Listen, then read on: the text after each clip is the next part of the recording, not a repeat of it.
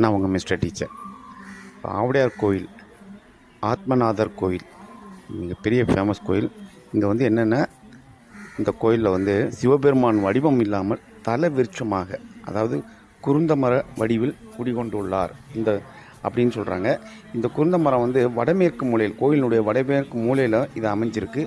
இங்கே வந்து என்ன அப்படின்னு சொன்னால், இது இது இந்த கருவறையில் வந்து ஒரு குவளை சாத்தப்பட்டிருக்கும். அந்த குவளை வந்து உடலாகவும் அதற்கு உள்ளே இருக்கிறது ஆத்மாவும் கருதப்படுது.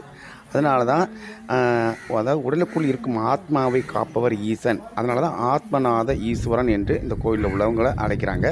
இங்கே வந்து என்ன செய்கிறாரு அப்படின்னு சொன்னால், மாணிக்க வாசகர் அவருக்கு வந்து என்னென்னா உருவமாக காட்சி கொடுத்துருக்காரு.